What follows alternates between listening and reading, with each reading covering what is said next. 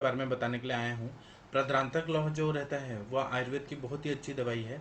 तो प्रद्रांतक लौह जो रहता है, जब रक्त प्रदर की कंडीशन रहती है, अस्त्रिकधर की कंडीशन रहती है, तो ये एक व्याधि प्रतिनिक दवाई है। प्रद्रांतक लौह के बारे में मैं अच्छे से विस्तार से आप लोगों को बताऊंगा। लेकिन प्रद्रांतक लौह जब हम लोग देखते हैं ग्रंथों में, तो अलग अलग ग्रंथों में अलग अलग प्रद्रांतक लौह नाम से मेडिसिन है। कहीं पर लौह भस्म डाला हुआ है, कहीं पे नहीं डाला है। जहाँ पर नहीं डाला है तो वो सादा वाला प्रद्रांतक रस रहता है। मैं अभी आप लोग को जो पढ़ाऊंगा वो प्रद्रांतक लौह रहता है। तो प्रद्रांतक लौह के बारे में विस्तार से हम लोग देखेंगे। तो पहले हम लोग देखेंगे रस चंडांशु नाम के ग्रंथ में प्रद्रांतक लौह में क्या बताया गया है। प्रद्रांतक लौह के बारे में पहले संस्कृत में बताया है। और इसका नाम प्रद्रांतक लौह क्यों है? क्योंकि ये प्रदर का अंत करता है और लौह कल्प है, इसलिए प्रद्रांतक लौह नाम है। तो इसको प्रद्रांतक लौह के बारे में ऐसा बताया गया है। मैं श्लोक पहले पढ़ता हूँ, फिर उसका मीनिंग बताऊंगा। पहले मैं रस चंडांशु नाम के ग्रंथ से बताऊंगा, फिर मैं भेषज रत्नावली के ग्रंथ से बताऊंगा, फिर ऐसे अलग अलग ग्रंथों का मैं ये संकलन क्या क्या किया है, और फिर क्लिनिकल एक्सपीरियंसेस बताऊंगा। तो पहले मैं रस चंडांशु नाम के ग्रंथ में क्या लिखा है वह मैं बता रहा हूँ। तो श्लोक में है कि शुद्धम सुतम तथा गंधम गंध तुल्यम च रूप्यकम खरपरम च वराटम च समसमानम पृथक पृथक खत्परम च वराटम च सममानं पृथक पृथक तृतीयतोलकम चैव लोहचूर्णम क्षपेत सुधिः कन्या नारायण सर्व सर्व तत्सर्वम मर्दे च भिषग्वरः। मतलब इसमें शुद्ध पारद है, शुद्ध गंधक है। यह मतलब एक रस कल्प भी है और लौह कल्प भी है। तो शुद्ध और शुद्ध पारद शुद्ध गंधक लिया है, एक एक भाग ले लिया है। उसके बाद में इसमें रौप्य भस्म एक भाग ले लिया है। रौप्य जो रहता है ना, वह आर्तव स्त्रोतस को बहुत ज्यादा बल देता है और गर्भाशय को बल देता है, इसलिए रौप्य भस्म की योजना इसमें की गई है। और रौप्य भस्म एक एक भाग ही लेने के लिए बोला है। उसके बाद में जसद भस्म, जसद भस्म जो रहता है वो रस वाहिनियों पे बहुत अच्छा काम करता है, और रसव स्त्रोतस पे उसका कार्य बहुत अच्छा देखा जाता है, इसलिए जसद भस्म डाला है। फिर है, और जसद भस्म जो रहता है ना, वह आहार रस का पचन की क्रिया, मतलब आहार रस पच के एसिमिलेट होना और एब्सॉर्प्शन होना, यह जो है कंडीशन जो नॉर्मल फिजियोलॉजी में होती है, उसमें जसद भस्म का बहुत ज्यादा रोल रहता है। तो वह जसद भस्म क्या करता है कि आहार रस को पचा के फिर रस धातु बनाता है, रस धातु का पोषण करता है, फिर रक्त धातु को भी अच्छा करता है। और यह मेडिसिन प्रद्रांतक लौह में डाला है। तो इससे क्या होगा कि उत्कृष्ट रूप का रस धातु बनेगा और रक्त धातु बनेगा, और वह प्रदर की संप्राप्ति को भंग करने के लिए बहुत ज्यादा उपयोगी रहेगा। फिर उसके बाद में कपर्दी का भस्म है। तो कपर्दिका भी जो है ना, वो लार्ज इंटेस्टाइन स्मॉल इंटेस्टाइन में एब्सॉर्प्शन शक्ति बढ़ा देता है। जितना भी आहार आहार रस बन रहा है, मतलब सार और कीट विभाजन जब हो रहा है पचन होने के टाइम पे, तो उसके बाद में वह पचना चाहिए, वो एब्सॉर्ब होना चाहिए 100%। तो यह कपर्दिका भस्म करता है। और दूसरा पित्त का भी शमन करता है। प्रदर रोग में रक्त और पित्त यह दूषित हो जाते हैं, रक्त की दुष्टि रहती है। और रक्त जो है वो आर्तव को दूषित करता है। क्योंकि आर्तव को रक्त का उपधातु बोला जाता है। तो अगर रक्त खराब है और पित्त आश्रय संबंध से है, पित्त का उष्णता तीक्ष्णता द्रवता बढ़ गई है, तो वह क्या करेगा कि आर्तव स्त्रोतस दुष्ट करेगा और बहुत ज्यादा हैवी मेंसेस आते हैं। अब उसमें भी दो टाइप रहते हैं, मेनोरेजिया रहता है और मेटोरेजिया रहता है। तो मेनोरेजिया में क्या रहता है कि प्रदर आता है तो कंटिन्यू 7-7 दिन तक कंटिन्यू आता है, और फिर उसके बाद में अपना फिर टाइम पे आएगा साइकिल के हिसाब से, फिर 7-7 दिन आएगा, वो होता है मेटोरेजिया होता है, मेनोरेजिया होता है। और एक होता है मेटोरेजिया जिसमें ना 15-15 दिन पे, मतलब साइकिल भी कंप्लीट नहीं हुआ और बार बार आता है, या फिर कंटिन्यू रहता है, वो एक एक महीना 3-3 महीना रहता है और पेनफुल रहता है उसमें। एक होता है डिसमेनोरिया जिसमें कष्टार्तव जिसको बोलते हैं, बहुत ज्यादा तकलीफ होती है। और आयुर्वेद में एक अत्यार्तव जो बोलते हैं वह भी रहती है। रजो दुष्टि के सारे, मतलब गर्भाशय में दुष्टि होने के सारे कारण की वजह से ही होता है। तो व्याधि प्रतिनिक दवाई के रूप में प्रद्रांतक लो, क्योंकि खून बह रहा है, वेस्ट हो रहा है बहुत ज्यादा, और उसकी वजह से एचबी लेवल कम हो जाएगा, खून की कमी हो जाएगी, तो इसलिए प्रद्रांतक लौह आचार्य लोगों ने बनाया। तो इसमें 3 भाग लौह चूर्ण डाला हुआ है। तो लौह चूर्ण एकदम भस्म बना के एकदम अच्छे से बना के डाला हुआ है। तो यह सब लोग के, और जो कुमारी जो रहता है वह गर्भाशय को बल देता है, यकृत को उत्तेजना देता है, मल का भेदन करता है, इसलिए कुमारी के रस की भावना दी है। तो मतलब एलोवेरा जो जूस रहता है उसका फ्रेश ये सब मेडिसिन लेके खल करना है और उसके बाद में गोली बना देना है। तो मैं फिर से कंटेंट्स बताता हूँ। रस चंडांशु में प्रद्रांतक लौह के कंटेंट्स क्या क्या है, तो शुद्ध पारद, शुद्ध गंधक, ये एक एक भाग एक एक तोला ले लेना है। उसी तरह से रौप्य भस्म एक तोला ले लेना है। जसत भस्म, कपर्दिका भस्म, ये एक एक भाग या एक एक तोला ले लेना है। इन सबको मर्दन कर देना है और पारागंधक की पहले कजली बना के सब मर्दन करना है। और उसके बाद में फिर 3 भाग लौह भस्म डालना है और उसके बाद में कुमारी के स्वरस की भावना देनी है। घोटते घोटते घोटते घोटते सूक्ष्म रूप से जब वो मिक्स हो जाएगा, एक जीव जो हो जाएगा, उसके बाद में उसकी गोलियां बना लेनी है। तो गोलियां जो रहती है 1 से 2 गुंजा के प्रमाण में इसकी गोलियां बन जाती है और इसको 2-2 गोली सुबह शाम हम लोग देते हैं तंडुलोदक के साथ। मतलब चावल ले लीजिए 1 मुट्ठी, मतलब 50 ग्राम तक चावल ले लीजिए और फिर इसको ना चावल मतलब पानी में धो के और भिगो दीजिए। आधा घंटा 1 घंटा रखेंगे तो चावल फूल जाएगा और उसके बाद में वो चावल निकाल के भात बना दीजिए, ओदन बना दीजिए और वो जो पानी है पानी में मिश्री डाल दीजिए, जो धागे वाली मिश्री होती है जिसको मराठी में खड़ी साकर बोलते हैं, वह डाल के और उसके साथ पीना है। तो यह प्रद्रांतक लौह के साथ देने से बहुत अच्छा फायदा होता है, बहुत अच्छा रिजल्ट आता है। अब इसी को रस चंडांशु में गुण धर्म बताया है, वह बहुत ध्यान देने वाली बात है। इसमें बता रहे हैं कि असाध्यम प्रद्रम हंति भक्षानात्र संशय। मतलब क्या है कि भक्षणात्, मतलब ऐसा बोल रहे हैं कि भक्षणात् न संशय। जब हम लोग इसको असाध्य प्रदर रोगों में भी देते हैं, असाध्यम प्रदरम हंति, हर तरह के प्रदर को हंति मतलब नष्ट करता है। भक्ष्यात न अत्र संशय, खाने से कोई संशय नहीं करना चाहिए कि इससे फायदा नहीं होगा। मतलब आप लोग आंख बंद करके भी प्रदर रोग में जिसको भी हैवी मेंसेस आ रहे हैं उनको आप दीजिए, बहुत अच्छा फायदा होता है। और ये दवाइयाँ सस्ती आती है, महंगी भी नहीं होती है, पेशेंट के लिए अफोर्डेबल भी रहती है। और इसमें और बता रहे हैं कि इसका प्रद्रारी रस करके एक दवाई और आता है, उसके तुलना में प्रद्रांतक लौह का ज्यादा इफेक्टिव रिजल्ट आता है। यह रक्त प्रदर में विशेषतः जब सशूल प्रदर होता है, मतलब पेनफुल हैवी मेंसेस जब आते हैं, उसमें ये बहुत अच्छा काम करते हैं, क्योंकि ये वायु का भी शमन करती है, वायु का अनुलोमन करती है। क्यों कैसे करती है, क्योंकि इसमें ये डाला हुआ है, मतलब 3 भाग लौह चूर्ण डाला हुआ है। लौह चूर्ण के साथ कपर्दिका भस्म डाला हुआ है, जसद भस्म डाला है। तो जसद भस्म फिर कपर्दिका भस्म, यह इंटेस्टाइन पे ही काम करने वाली दवाई है। वह आर्तव स्त्रोतस पे तो काम करेंगी ही करेंगी, लेकिन ये इंटेस्टाइन पे काम करने वाली दवाई है। ये इंटेस्टाइन का पेरिस्टाल्टिक मूवमेंट अच्छा कर देती है। पेरिस्टाल्टिक मूवमेंट एक जगह का अच्छा हुआ अपान क्षेत्र में, तो वह उसका फायदा यह होता है कि वायु अनुलोमित हो जाएगा। वायु अच्छे से अनुलोमित हो जाएगा। जो पेन हो रहा है, जो गर्भाशय में जाके पेनफुल मेंसेस आ रहे हैं, वो पेन वायु एक साइड से निकल गया तो वहां पे पेन कम हो जाएगा। एक बात ये, और दूसरा रसवा स्त्रोतस, रक्तवा स्त्रोतस पे इनके कार्य रहते हैं। रसवा स्त्रोतस को बल दे देता है, रक्तवा स्त्रोतस को भी बल दे देता है, तो अच्छा रस धातु बनता है, अच्छा रक्त धातु बनता है। जब रक्त धातु अच्छा बनेगा तो उसका फायदा यह होगा कि अपने आप आर्तव अच्छा बनेगा। तो आर्तव में जो दुष्टि है, जैसे उष्णता, तीक्ष्णता और जो टॉक्सिक है बहुत ज्यादा, मतलब बहुत ज्यादा विष जो है जिसके वजह से इन्फ्लेमेशन आया है एंडोमेट्रियम लेयर में, वह पूरी तरह से ठीक हो जाता है और ये हील करता है। और रौप्य भस्म है वो शीत वीर्यात्मक रहता है। यहाँ आर्तवम आग्नेयम ऐसा बताया गया है। तो अग्नि महाभूत प्रधानता जब हो जाती है और ज्यादा मात्रा में, तो फिर हैवी मेंसेस आने लगता है, आर्तव की दुष्टि हो जाती है और एंडोमेट्रियम लेयर जो रहता है वह भी दूषित हो जाता है। तो वहां पर शीत वीर्यात्मक द्रव्य चाहिए और वो भी फास्ट एक्टिंग। वहां पर हम लोग ये देंगे, बासा देंगे तो उतना जल्दी काम नहीं करेगा जितना रौप्य भस्म का कार्य रहता है। रौप्य भस्म तुरंत जाता है, गर्भाशय को बल देता है। इसलिए रौप्य भस्म का आप लोग देखते होंगे कि जब पहले के जमाने में पायल पहनाया जाता था, चांदी का पायल, फिर कमर में भी कमरबंद चांदी का पहनाया जाता था, चांदी के पैरों में भी ये रिंग्स ऐसे पहनाए जाते थे। और चांदी के ही बहुत सारे आभूषण बनाए जाते थे कि बॉडी का हीट निकले। तो मतलब बॉडी का हीट निकलना मतलब पित्त का शमन होना, दाह कम होना। अगर ये सब नहीं किया जाता है तो मेंसेस का प्रॉब्लम रहता है। और जो अपने ऋषि मुनि थे उन लोगों ने जो भारतीय संस्कृति में ये आभूषण पहनने का महत्व बताया, वो बहुत ही अलौकिक है। तो यहाँ पर ना प्रद्रांतक लौह में चांदी का भस्म डाला है जो गर्भाशय को बल देता है, एंडोमेट्रियल लेयर को फायदा करता है। एंडोमेट्रियम के साथ मायोमेट्रियम, पायोमेट्रियम, ये जो रहते हैं ना वो तीनों लेयर को ताकत देते हैं। मतलब पूरा यूट्रस को, ओवरीज को, फेलोपियन ट्यूब को, सर्विक्स को, वजाइना को, हर तरह से ये ताकत देता है।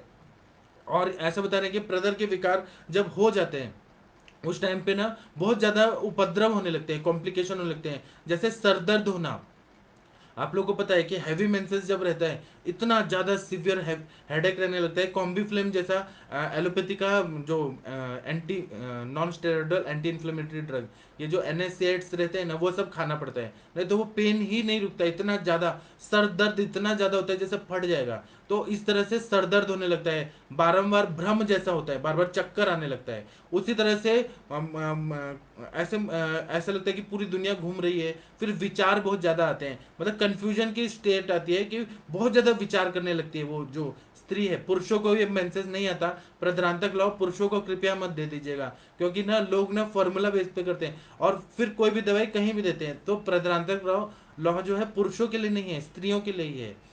आप लोग ना इसका ध्यान रखिएगा हमेशा। मतलब पुरुषों को देंगे तो कोई नुकसान तो नहीं करेगा, लेकिन स्त्रियों में देंगे तो ये मेडिसिन के रूप में कार्य करेगा। तो इसलिए स्त्रियों को ही देना चाहिए जिनको मेंसेज आते हैं, और वो भी हैवी मेंसेज आते हैं, उनके लिए ये देने के लिए बोला है। तो ये प्रद्रांतक लॉ जो है ना, ये जब चक्कर आ रहा है या दुनिया ऐसे घूम रही है, इस तरह का ऐसा होने लगता है। फिर विचार बहुत ज्यादा आते हैं, वो स्त्री को बहुत ज्यादा मतलब कंफ्यूजन की स्टेट रहती है, बहुत बार बार एक ही बात को पकड़ के और वह वही बात सोचते रहती है, सोचते रहती है।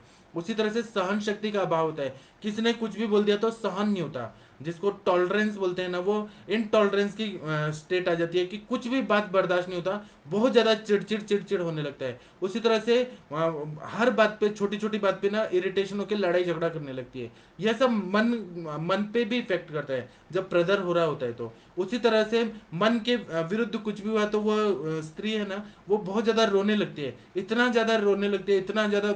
और विषादो रोग वर्धनाम श्रेष्ठा, विषाद जो होता है वो रोग बढ़ाने में और श्रेष्ठ होता है। विषाद से ये और प्रदर बढ़ जाता है, ऐसे संप्राप्ति होने लगती है। इसी तरह से गाल ऐसे फूल जाता है, आंखें जो रहती है वहां पे स्वेलिंग आ जाती है, फिर हार्ट में पाल्पिटेशन बढ़ जाता है। ये होता है, आप लोग के आसपास भी पेशेंट होंगे जो प्रदर के पेशेंट होंगे, मेनोरेजिया मेटोरेजिया के, तो आप लोग को दिख रहा होगा कि वो बहुत ज्यादा हार्ट बीट बढ़ जाता है, क्योंकि ना प्रदर में रक्त जा रहा होता है, तो हार्ट जो रहता है वह वीक होने लगता है, तो वो अपने आप पंपिंग एक्शन ज्यादा बढ़ जाता है, पाल्पिटेशन होने लगता है। उसी तरह से अनियमित भी हो जाता है, मतलब हार्ट का जो गति है वो अनियमित होता है, रिदमिक नहीं रहता। उसी तरह से होंठ जो है, वो लिप्स जो है वो फूले हुए लगने लगते हैं, सूजन आने लग जाती है, सफेद पना बहुत ज्यादा बढ़ जाता है, और या काले काले हो जाते हैं, होंठ जो रहते हैं काले काले हो जाते हैं। फिर थोड़ा भी मेहनत किया, थोड़ा भी जैसे खाना पीना बनाया या कुछ भी किया ना, तो बहुत ज्यादा थकावट आ जाता है, और पूरा शरीर की सिराएं जो हैं,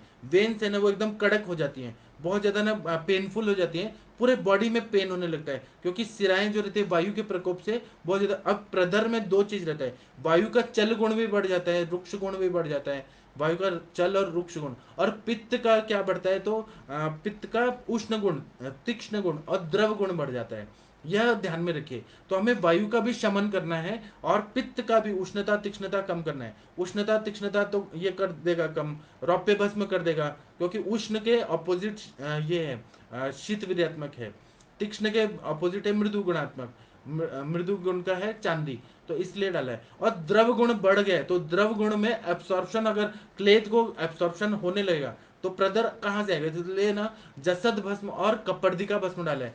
आर्तव में बहुत ज्यादा पानी पानी, ऐसे सोचिए कि डाइल्यूटेड फॉर्म में बहुत ज्यादा आर्तव है और वह निकल रहा है बार बार, और फ्रेश ब्लड भी उसके वजह से इम्बैलेंस हो रहा है।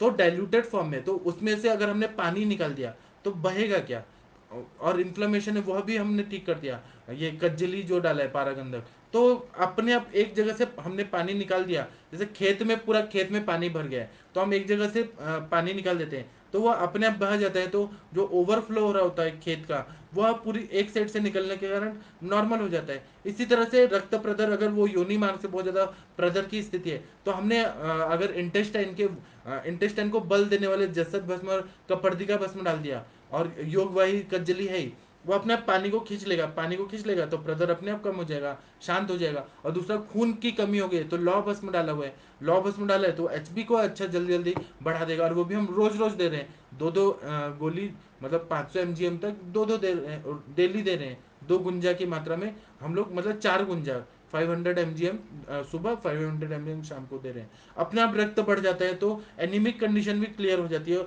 और जब एनीमिक कंडीशन ठीक हो जाती है तो जो सांस फूल रहे हैं, शोथ आया है, फिर मन चिड़चिड़ हो रहा है, खून की कमी से सर दर्द हो रहा है, वह सब ठीक हो जाता है। उसी तरह से जब बहुत ज्यादा प्रदर होता है ना, तो उसमें कभी कभी ब्राउनिश इस तरह का कलर का वो मेंसेस आने लगते हैं। कभी कभी ना बहुत ज्यादा ढकार आने लगती है। जैसे विदग्धा जीर्ण होता है ना, उसमें खाना पचता नहीं है तो खट्टी ढकार आती है, या अपच की ढकार आती है, यह होने लगता है। पेट फूलने लगता है, आदमान होता है। और हर व्याधि में अग्निमंदता और स्त्रोतोरोध ये संप्राप्ति रहती है। अग्निमंदता जठराग्नि की मंदता रहती है, धात्वग्नि की मंदता रहती है, और भूताग्नि लेवल तक रहती है।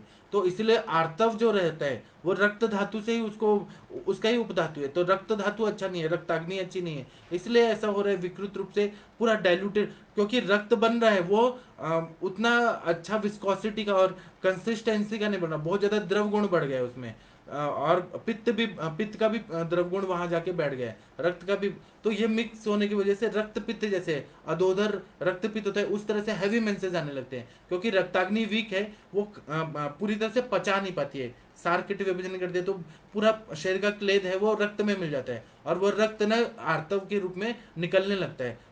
इसीलिए ना रक्ताग्नि पे, जब अग्नि अच्छा रहेगा, रक्ताग्नि अच्छा रहेगा, तो रक्त प्रदर का संप्राप्ति नहीं होगा, सारे दोष दुष्टि जो सम्मूर्छना है वो भंग हो जाएगी।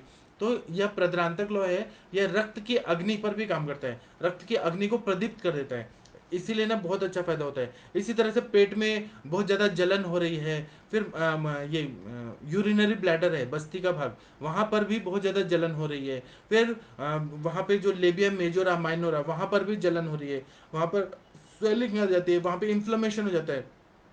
सर्विक्स का एरिया जो है, यूट्रस के गर्भाशय गिरवा जिसको बोलते हैं, वहां पर भी जलन होने लगती है, इन्फ्लेमेशन हो जाता है, वहां पे इरोजन टाइप भी हो जाता है, इन्फ्लेमेशन भी होता है उस। और ये सारा बार बार इतना ज्यादा प्रदर होने की वजह से हो रहा होता है। तो इसमें क्या होता है कि जलन जलन ऐसे मतलब सदा योनि मार्ग से प्रवृत्ति होने लगती है, जब पित्त का इन्वॉल्वमेंट ज्यादा रहता है। और दूसरा ये बता रहे हैं कि बस्ती में अष्ठिला जैसे कंडीशन आ जाती है, पूरा बॉडी में ना बहुत ज्यादा थकावट आने लगती है, फिर आंखों में जलन होने लगती है, त्वचा जो रहती है वो फीकी पड़ जाती है, खून इतना जा रहा है तो अपने पांडु कई लक्षण आने लगेंगे। तो भेक वर्ण सन्निभा, मतलब जिस तरह से बरसाती मेंढक रहता है उस तरह का शरीर का कलर हो जाता है, त्वचा हो जाता है, भ्राजक पित्त भी वीक हो जाता है। फिर उसी तरह से त्वचा जो रहता है उसमें ऐसा लगता है कि सूजन आ गई है किसी ना किसी तरह से। तो इसीलिए प्रद्रांतक लौह देने से फायदा होता है। अब यह जो रस चंडांशु का प्रद्रांतक लौह है, इसके जो कंटेंट्स हैं उसका क्या यूज रहता है वो मैं बताता हूँ, फिर हम लोग दूसरा प्रद्रांतक रस भेषज रत्नावली वाला देखेंगे। तो इसमें कज्जली जो है, पारा और गंधकी, वो योगवाही है और रसायन है। तो इसलिए ना योगवाही जो रहता है वो अपने मेडिसिन को गंतव्य स्थान तक लेके जाता है, और रसायन है तो रस रक्त मांस मेद अस्थि मज्जा शुक्र सभी को पोषण करता है। मेन यहाँ पर रक्त का पोषण होना बहुत जरूरी है, इसलिए वो डाला हुआ है। रौप्य जो है वो रक्त का प्रसाधन करता है, जो ताप्यादि लौह जो रहता है रक्त का प्रसाधन करता है, मतलब अच्छा क्वालिटी का रक्त बनाता है। रक्त का प्रसाद भाग जो रहता है उस तरह का रक्त बनाता है, बहुत उत्कृष्ट धातु बनता है, इसलिए रौप्य भस्म डाला है, वो रक्त प्रसादक है और शीत वीर्यात्मक द्रव्य है। तो ये पित्त का उष्णता तीक्ष्णता सब कम कर देता है, और रक्त की दृष्टि भी ठीक कर देता है, पित्त को भी शांत कर देता है, इसलिए रौप्य भस्म डाला है इसमें। और फिर जैसे आग जल रही है तो उसको हम पानी डाल के ही बुझा सकते हैं, उसी तरह से जो रक्त यहाँ पर रक्त प्रदर हो रहा है उसमें हीट बहुत ज्यादा बढ़ा हुआ है और बहुत ज्यादा हैवी मेंसेस हो रहा है, तो रौप्य भस्म डालते ही देते ही ना वो अपने आप शीत वीर्य से रक्त का प्रसादन करने की वजह से हैवी मेंसेस को वो कंट्रोल कर देता है। स्तंभक नहीं है यह, पित्त की उष्णता को कम कर देगा। जैसे कुटज वगैरह है वह स्तंभक रहता है, या फिर पुष्यानुचूर्ण स्तंभक रहता है, यह जो चीज से गर्मी पैदा हो रही है उसी का मूल चीज को ठीक कर देता है। उसी तरह से जसद भस्म में वो बल्य है और स्तंभक है, मतलब बल प्रदान करता है, गर्भाशय को भी, रक्त धातु को भी बल देता है, आर्तव स्त्रोतस को भी बल देता है। आर्तव स्त्रोतस मतलब फल वाहिनियां जो रहती है, मतलब ये फेलोपियन ट्यूब हो गया, फिर उसके बाद में ओवा हो गया, ओवम हो गया, फिर गर्भाशय का पूरा शरीर जो बॉडी ऑफ यूट्रस है उसको, ग्रीवा गर्भाशय ग्रीवा को, योनि प्रदेश को, सबको ये जो जसद भस्म है वो बल्य है और स्तंभक गुण करता है। रौप्य भस्म स्तंभक नहीं है, लेकिन जसद भस्म स्तंभक है। अतिसार की कंडीशन में भी जसद भस्म दिया जाता है। तो एक तरह से गर्भाशय से जो निकल रहा है वो अतिसार ही है, अग्निमंद होने की वजह से क्लेद विकृति होकर बहुत ज्यादा पानी पानी पानी पानी निकल रहा है। तो जसद भस्म स्तंभक है, वह पूरी तरह से रोक देता है उसको, जो भी चीज जा रहा है। कपर्दिका भस्म जो है वो पाचक है, अग्नि को प्रदीप्त कर देता है, आम का पचन कर देता है, स्त्रोतोरजन्य संप्राप्ति उसको भंग कर देता है। कपर्दिका जो रहता है वो क्षार ही रहता है। आदो क्लेद एति पश्चात विशोषयति, पूरी तरह से जो क्लेद क्लेद क्लेद है उसको पूरी तरह से क्लीन कर देगा, रास्ता क्लियर कर देगा। जब आर्तव स्त्रोत क्लियर हो जाएंगे और फिर रक्त पित्त तो ये शांत कर रहे रौप्य भस्म वगैरह, तो वह अपने आप रक्त जो है वह जो ओवरफ्लो हो रहा था, क्या है कि अब ओवरफ्लो कैसे हो रहा था, जब ब्लॉकेज है तो कुछ जगह ब्लॉकेज है और कुछ जगह से बहुत ज्यादा प्रेशर से निकल रहा है। मतलब आप ऐसा सोचिए कि पाइपलाइन है, बहुत जगह से पाइपलाइन निकली हुई है, एक बड़ा पाइपलाइन है और बहुत जगह से निकली है। चार जैसे 10 है, उसमें से 8 बंद है और पानी बहुत प्रेशर से आ रहा है, तो 2 पे ज्यादा लोड आएगा तो वहां से प्रेशर से बहने लगता है। 8 अगर ब्लॉक है तो इसी तरह से यहाँ जब स्त्रोतोरजन्य संप्राप्ति होती है, जो जितने आर्तवाहिनियां जो रहती है ना और कैपिलरीज वगैरह, वहाँ बहुत ज्यादा चीज ये रहता है, बंद रहता है और दूसरी जगह से ओवरफ्लो होने लगता है। तो यह कपर्दिका भस्म है ना, यह आम का पचन करके स्त्रोतोरोध दूर करके जो दूसरी जो आर्तवाहिनियां ब्लॉकेज है उन सबको ठीक कर देता है, वहां का ब्लॉकेज निकाल देता है। तो अपना बैलेंस हो जाता है, प्रेशर कम हो जाता है जो मेंसेस में आने वाला होता है। उसी तरह से वायु का हरण करने वाला होता है।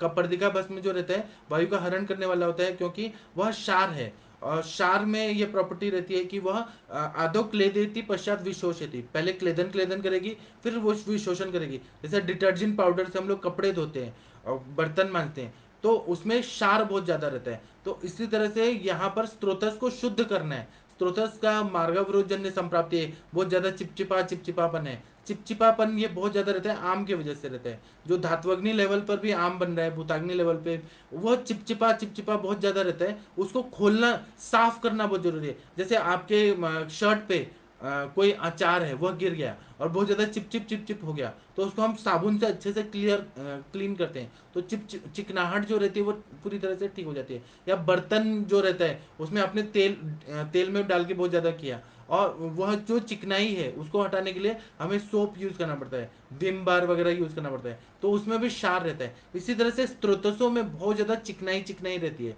उसको साफ करना बहुत जरूरी है। इसलिए कपर्दिका भस्म का प्रयोग कर रहे हैं, जो क्षार है वह स्त्रोतरोध को दूर कर देता है और फिर न अपने वो स्त्रोतरोध दूर होगा तो जो प्रेशर आ रहा था आर्तव का वह पूरी तरह से बैलेंस हो जाता है। तो इस और यहाँ पर फिजिक्स का एप्लीकेशन है। अपने आप जो सारे पाइप से रास्ता खुल जाएगा तो अपने आप प्रेशर जो 2-3 पे पड़ रहा था वो कम हो जाएगा, रक्त प्रदर अपने आप ठीक हो जाएगा। इसी तरह से लौह भस्म है, हाँ कपर्दिका भस्म वातहर भी है, वायु का अनुलोमन कर देता है और स्तंभक भी है। थोड़ा सा जो ज्यादा मेंसेज हो रहे हैं ना उसको ये किंचित स्तंभक भी है। लौ भस्म जो है वो शक्तिवर्धक है, मतलब गर्भाशय को बल देता है, स्त्री को भी डायरेक्ट बहुत ज्यादा ताकत देता है। जब शरीर को अच्छा ताकत मिलेगा, रक्त धातु अच्छा होगा तो हृदय को भी ताकत मिलेगा, हृदय को ताकत मिलेगा तो मन को ताकत मिलेगा, साधक पित्त अच्छा होगा, अवलंबक कफ अच्छा होगा और हृदय का जो धड़धड़ धड़धड़ हो रहा था वह कम हो जाता है। हृदय जो रहता है ना एक तरह से तड़पने लगता है जब रक्त प्रदर हो रहा है ना, तो अगर किसी की प्रेमिका भाग गई तो वो क्या करेगा, तड़पने लगता है। उसी तरह से हृदय का जो रक्त है मतलब रक्त का सर्कुलेशन कर रहा है, अब उसका उसकी प्रेमिका भाग रही है, आर्तव स्त्रोत से बाहर निकल रही है तो तड़पने लगता है।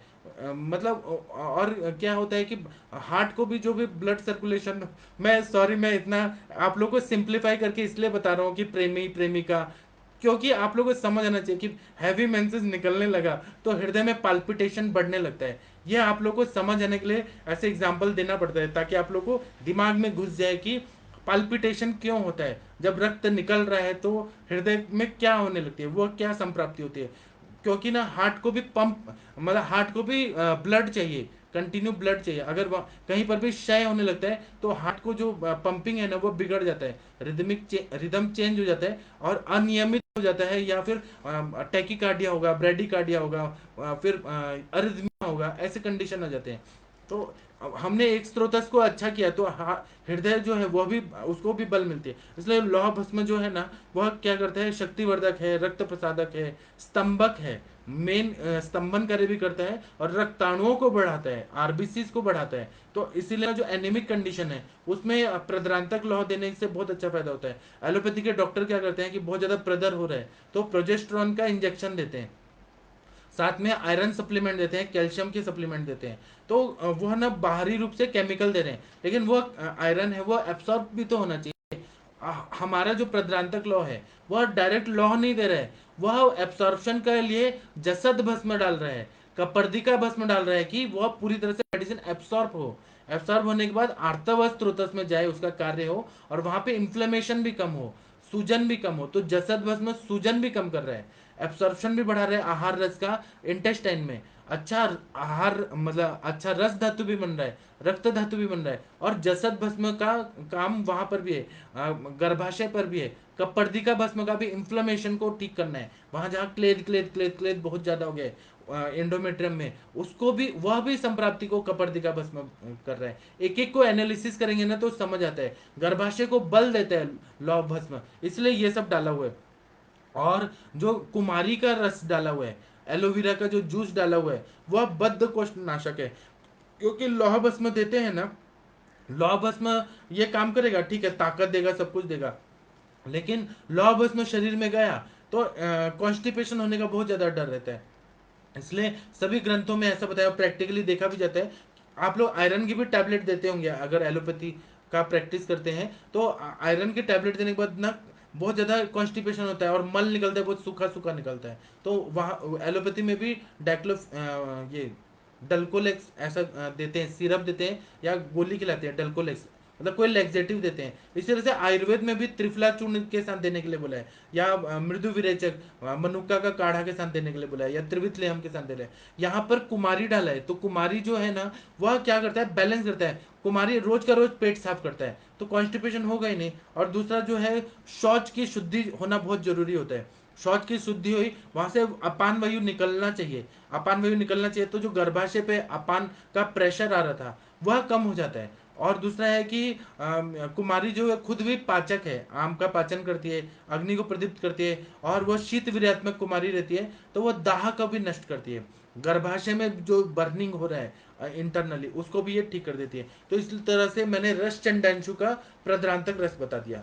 अब प्रद्रांतक लौह बता दिया, सॉरी, प्रद्रांतक रस अलग है, प्रद्रांतक लौह अलग है। यह प्रद्रांतक लौह का मैंने बताया। अब भैषज रत्नावली में स्त्री रोगाधिकार देखते हैं, उसमें ना श्लोक नंबर 75 से 79 तक दिया है प्रद्रांतक लौह, वह मैं पढ़ रहा हूँ।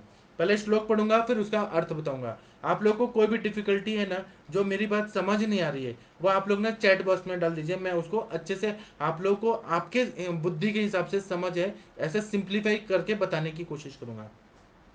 तो इसमें प्रद्रांतक लौ के बारे में भैषज रत्नावली में स्त्री रोगाधिकार में बताया है कि लौहम ताम्रम हरितालम भंग मिश्रम वराटिका त्रिकटु त्रिफला चित्रम बिडंगम पटु पंचकम चव्विका पिप्पली शंखम वचाह वुष्पालकम षटी पाठा देवदारु एला च वृदधारकम एतानि समभागानि संचूर्ण्यं वटिकां कुरु शर्करा मधु संयुक्तां घृतेन भक्ष्येत् पुनः रक्तं श्वेतं तथा पीतं नीलं प्रदर्दुस्तरं कटिशूलं कुक्षिशूलं कटिशूलं योनिशूलं संहरेत् मंदाग्निम अरुचिम पांडु कृच्छं श्वासम च कासनुत आयु पुष्टिकरम बल्यम बलवर्ण प्रसादनम। इतना अच्छा है ना ये, आप लोग को ना मैं जब सेकंड ईयर में था तब याद था, अभी मैं भूल गया हूँ। इतना अच्छा है, मैं एक बार फिर पढ़ता हूँ, मुझे इतना आनंद आ रहा है पढ़ के। और आप लोग भी इसको याद कर लीजिए। लोहम ताम्रम हरितालम वंग मिश्रम वराटिका त्रिकटु त्रिफला चित्रम विडंगम पटु पंचकम चव्विका पिपली शंखम बचाह पुष्पालकम षटी पाठा देवदारु एला च वृदधारकम एतानि समभागानि संचूर्ण्यं वटिकां कुरु शर्करा मधु संयुक्तान् घृतेन भक्ष्येत् पुनः रक्तं श्वेतं तथा पीतं नाशं प्रदर्दुस्तरं कुक्षिशूलं कटिशूलं योनिशूलं संहरेत् मंदाग्निमरुचिं पांडु कुष्ठं श्वासं च कासनोत् आयु पुष्टिकरम बल्यम बलवर्ण प्रसादनम। अब इसका मीनिंग देखिए कितना एकदम सिस्टमेटिकली ये मेडिसिन बनाया गया है, सिस्टमेटिकली, थोड़ा भी इधर उधर फालतू चीज नहीं है, एकदम परफेक्ट चीज डाला है।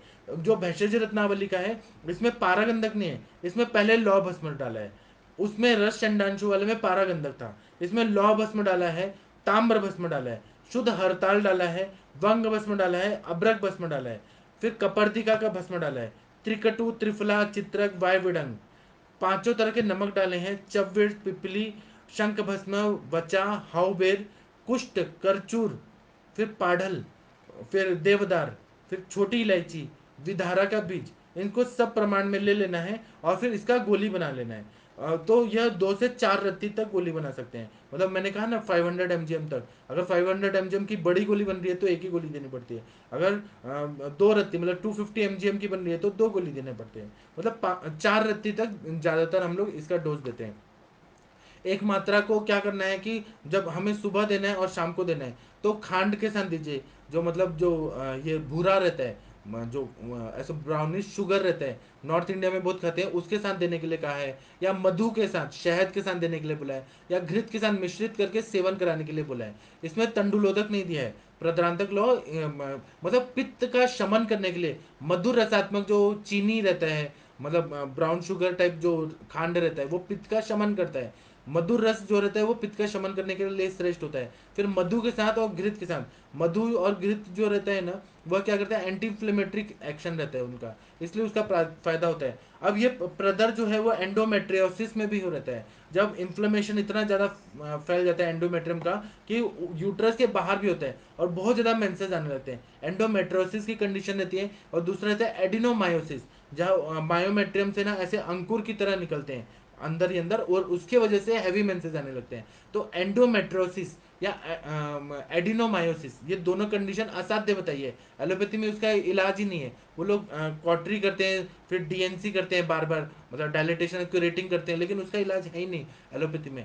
और जो बहुत ज़्यादा हैवी ब्लीडिंग हो रही है तो डॉक्टर बोलेंगे कि यूट्रस निकाल दो, हिस्टेक्टोमी कर दो, लेकिन उनके पास इलाज ही नहीं है। प्रोजेस्ट्रॉन दे दे के और वायु को रोकते हैं। वेगान न धारित न उदीरित, वेगों को धारण नहीं करना ना उदीरण करना है, जबरदस्ती नहीं निकलना ना धारण करना है। अब यहाँ आर्तव निकल रहा है, उसको धारण कराया जा रहा है, एलोपैथी की दवाइयों से रोका जा रहा है। अपान वायु की दृष्टि फिर कहाँ जाएगी?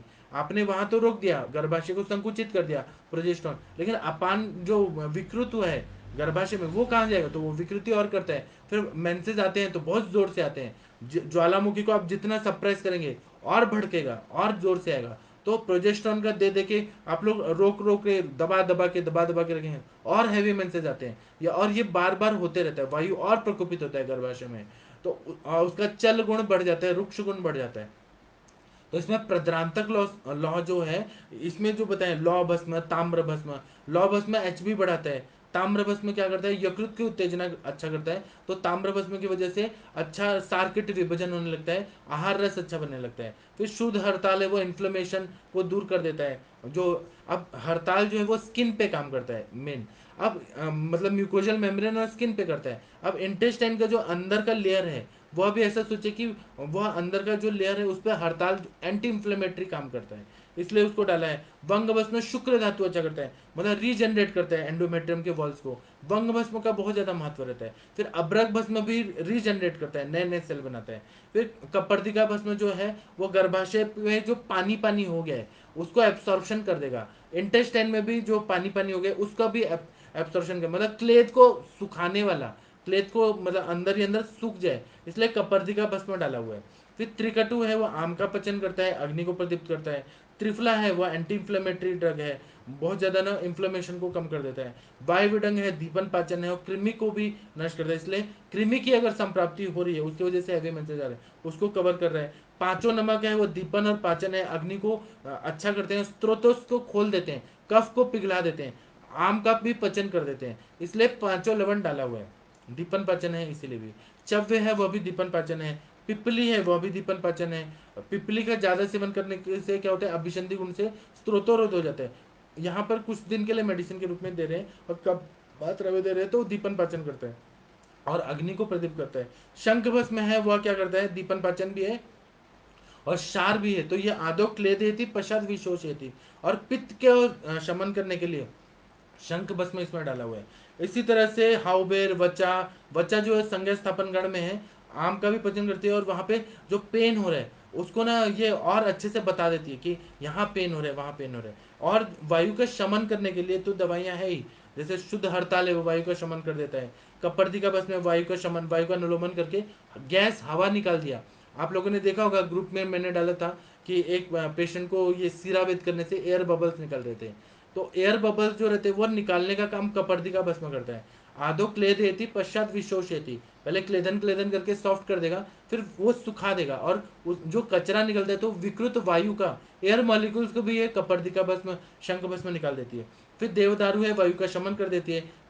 वेदना शामक है, पेन किलर है। फिर छोटी इलायची जो है वह क्या करती है, दीपन पाचन करती है।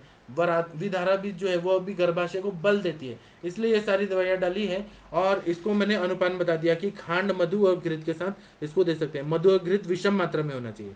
इसके बाद में इसका सेवन करने से क्या क्या लाभ होता है।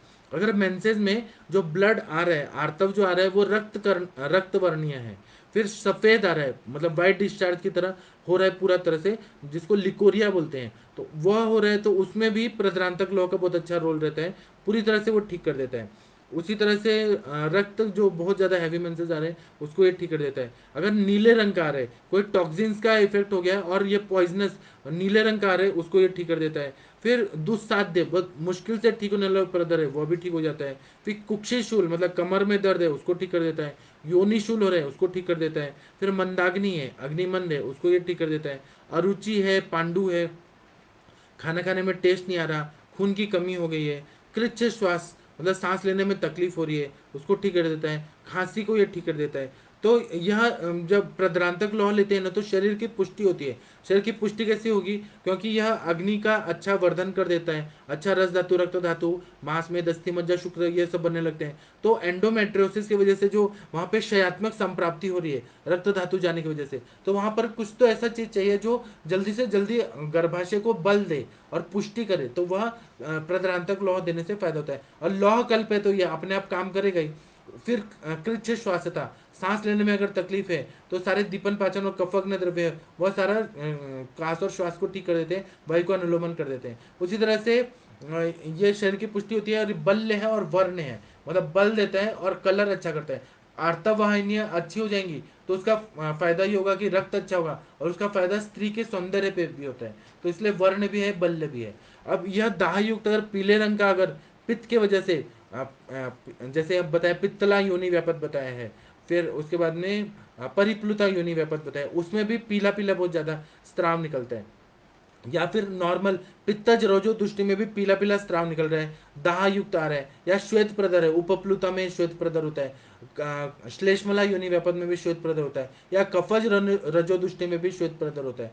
तो यह सब तरह के प्रदर रोगों में बहुत इफेक्टिव मेडिसिन है। और इस कभी कभी दूध के साथ लस्सी को मिक्स कर दिया तो जो उस तरह से जो निकलेगा लिक्विड, उस तरह का भी लिक्विड वाइट डिस्चार्ज के रूप में या थ्रेड के रूप में, या दही जो दूध से दही जमते बीच में जो मंदक दही रहता है, उस तरह का जो कच्चा दूध और दही का बीच का अवस्था रहता है, उस तरह से भी मेंसेस आने लगते हैं, वाइट डिस्चार्ज।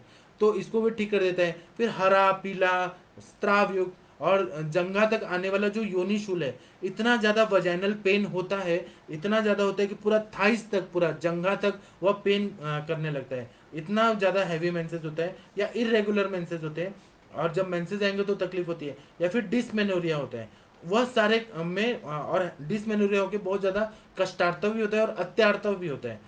कष्ट से भी निकलता है, और जब निकलेगा तो बहुत ज्यादा अत्यार्थव हो जाएगा और पेनफुल होगा। तो यह वायु का शमन करके प्रद्रांतक रस बहुत अच्छा, प्रद्रांतक लोह बहुत अच्छा काम करता है। फिर उसी तरह से यह शरीर को ठंडा कर देता है। योनि भ्रंश अगर रहेगा, मतलब वजाइनल प्रोलैप्स रहेगा, तो उसमें भी बहुत ज्यादा हैवी मेंसेस आ रहे हैं तो ये मेंसेस को कंट्रोल कर देता है। फिर कटिशूल, कमर दर्द हो रहा है वायु के अच्छे से न निकल पाने के कारण, वायु विकृत हुआ रहता है, तो इसका इफेक्ट होता है कि पूरा अपान क्षेत्र में विकृति आई है, इसलिए कमर दर्द बहुत ज्यादा सीवियर होता है। तो प्रद्रांतक लौह जो है वो वेदना शामक भी है, रक्त को शुद्ध कर देता है, रक्त का नियमन कर देता है, मतलब वो कंट्रोल मेथड से फिर मेंसेस आने लगते हैं। और हार्मोन लेवल भी बैलेंस हो जाते हैं, इस्ट्रोजन, प्रोजेस्टेरॉन, ल्यूटिनाइजिंग हार्मोन वगैरह सब, एफएसएच, ये सब ठीक हो जाते हैं। इसका इफेक्ट रेट्रोस्पेक्टिव रहता है कि थायराइड भी ठीक हो जाता है, थायराइड में बहुत अच्छा इंप्रूवमेंट होता है। प्रद्रांतक लौह का एक कंपैरेटिव स्टडी किया गया था, कि थायराइड की आयुर्वेदिक दवाइयाँ बहुत सारी दी गई और यह प्रद्रांतक लॉ दिया गया। तो दोनों का कंपैरेटिव स्टडी किया गया। तो जैसे ही मेंसेस को ये प्रद्रांतक लॉ ने कंट्रोल किया, ठीक किया, वैसे ही मेंसे थायराइड का भी फंक्शन अच्छा होने लगा था, मेटाबॉलिज्म अच्छा होने लगा था, बहुत सारे लीवर पे के भी कार्य अच्छे होने लगे थे, श्वास का भी ठीक होने लगा था। तब वह अच्छा हुआ कि सब स्त्री के शरीर में क्या आशय है, तो स्तन्याशय है दो और एक गर्भाशय है, 3 आशय ज्यादा है। और ये पूरा गायनेकोलॉजी जो है ये इन्हीं पे आधारित है, और स्त्री के शरीर में वही है। तो इसीलिए ना ये पूरा रिप्रोडक्टिव सिस्टम पे प्रद्रांतक लॉ अपना जो कार्य करता है वह एकदम बैलेंस रूप से करता है। इसलिए ना आप लोगों को ना ये समझ के फिर करना चाहिए। अब एक और ग्रंथ है रस सारस संग्रह, उसमें क्या बताया है, उसके थोड़ा सा कंटेंट्स अलग है। उसमें ऐसा बता रहे हैं कि लौह भस्म, ताम्र भस्म, शुद्ध हरताल, वंग भस्म, अभ्रक भस्म, कपर्दिका भस्म, शोंठ, मिरिच, पिपली, फिर त्रिफला डाला हुआ है, चित्रक मूल डाला हुआ है। उसमें चित्रक मूल नहीं था, इसमें चित्रक डाला हुआ है। फिर वायुविडंग है, पांचों नमक है, चव्य है, पिपली है, शंख भस्म है, हाउबेर है, कुट है, कचूर है, पाठा, देवदारू, इलायची और विदारा, ये सबको ले लेना है। चित्रक मूल इसमें ऐड किया हुआ है, इन सबको खरल कर लेना है और पानी के साथ घुट के रस सार संग्रह में बताया है। वो वाला था तो उसमें कुमारी का एलोवेरा का जूस के साथ बनाया था। बीच वाला जो था उसमें कोई भावना नहीं थी, भैषज रत्नावली वाले में कोई भावना नहीं है। लेकिन जो रस सार संग्रह में बताया है इसमें पानी के साथ घोट के और गोली बना देना है। इसका प्रयोग जब हम करते हैं, एक एक गोली सुबह शाम मिश्री के साथ, घृत के साथ या शहद के साथ करने के लिए बोला है। तो इसका प्रयोग जब रहता है, अब मैंने भेषज रत्नावली वाला बताया, तो वह पानी के साथ भी आप घोट के और गोली बना सकते हैं, और नहीं तो पाउडर फॉर्म में भी मिलता है। हमारे सर के क्लिनिक में मैं जब जाता था, एक जुएकर सर के पास जाता था, तो उनके क्लिनिक में प्रद्रांतक लौ पाउडर फॉर्म में मिलता था और कम डोज में ही बहुत अच्छा इफेक्ट होता था, क्योंकि वो इतना अच्छा क्वालिटी का होता था। तो जरूरी नहीं कि गोली बना के ही लें, पाउडर फॉर्म में भी डालें, पुड़ी बना के। जो पुड़ी के वैद्य होते हैं ना, वो पुड़ी में ही देना, क्योंकि उनका ऐसा मानना है कि गोली फॉर्म में एब्सॉर्प्शन अच्छे से नहीं होता, डिजोल्व अच्छे से नहीं होता, उनके कार्य अच्छे नहीं होते। तो अपना अपना सोच है, जो पुराने वैद्य हैं वो पाउडर फॉर्म में ही देते हैं, भस्म फॉर्म में ही मेडिसिन देते हैं। तो यह जो रहता है ना, ये श्वेत प्रदर, रक्त प्रदर, व्हाइट डिस्चार्ज, लिकोरिया में हर तरह के व्हाइट डिस्चार्ज में काम करता है, रक्त प्रदर में काम करता है। प्रद्रांतक लॉ जो है वो कुक्षी शुल्क में अच्छा काम करता है, योनि शुल्क में अच्छा काम करता है, फिर अरुचि को ठीक करता है, मंदाग्नि को ठीक कर देता है, मासिक स्त्राव। इसको अगर 3 साइकिल तक आप लोगों ने चलाया, और भी दवाइयां दे सकते हैं, जैसे पुष्पधर्मा रस, फलघृत वगैरह डाला, और खाने में घी बढ़ा दिया अग्नि दीपन करके, वायु का अनुलोमन करके, तो 3 महीने तक दिया ना, तो साइकिल एकदम नियमित हो जाता है प्रद्रांतक लॉ से ही। यह जरूरी मतलब जो हैवी मेंसेस है वो भी कंट्रोल हो जाएगा, नॉर्मल मेंसेस आने लगेंगे। फिर उसी तरह से यह पुराने और कष्ट साध्य प्रदर, असाध्य से असाध्य प्रदर को यह ठीक कर देता है। गर्भाशय और बीज कोश में अगर शिथिलता आ गई है, बहुत ज्यादा लूज पड़ गए, तो इसमें जो ये डाला हुआ है, वंग भस्म डाला हुआ है, ताम्र भस्म, लौह भस्म डाला हुआ है, यह ना शिथिलता को ताकत देके पूरी तरह से ताकतवान, मतलब बहुत ज्यादा ये कर देता है, मजबूत कर देता है। तो शिथिलता चली जाएगी, दुर्बलता चली जाएगी, वो अपने कार्य एकदम ताकत आके फिर अच्छे से करने लगेंगे। जैसे कि लोग ना, कहीं कोई कंपनी बंद हो गई है, कंपनी बंद हो गई, पगार नहीं दे रहे हैं, वेतन नहीं दे रहे हैं, तो वो सारे मजदूर ऐसे डिप्रेशन में रहते हैं। जैसे ये आता है, मालिक आता है और बोलता है मैं बोनस भी दे रहा हूँ और आप लोगों का रीइम्बर्स भी कर रहा हूँ सारा, और न जितना पेमेंट है उसका दुगना कर रहा हूँ, तो मजदूरों में कितनी ताकत आ जाती है कि उनको पैसा मिल रहा है और इतना फायदा भी हो रहा है, उनको बेनिफिट भी मिल रहा है। उसी तरह से यहाँ पर प्रद्रांतक लौह जब देते हैं तो गर्भाशय, फेलोपियन ट्यूब जो शिथिल हो गए थे, बहुत ज्यादा लूज पड़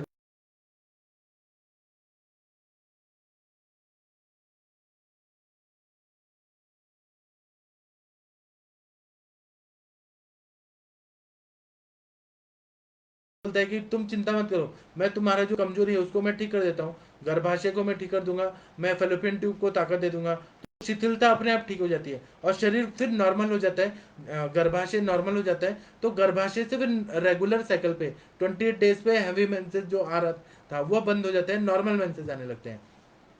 और दूसरा यह बीज कोश, मतलब ओवरीज जो रहती है वो अगर शिथिल हो गई है, उसमें भी काम अच्छे से नहीं हो पा रहा है, मतलब ग्रेफिन मेलिकल फॉलिकल अच्छे से बन नहीं रहे हैं, या फिर रप्चर नहीं हो रहा है एग पूरे, ये जो भी गड़बड़ हो रही है, मैच्योर फॉलिकल वगैरह नहीं निकल रहे हैं, तो यह भी कार्य जो रहता है ओवरीज का कार्य, यह भी प्रद्रांतक लौह देने से फायदा होता है।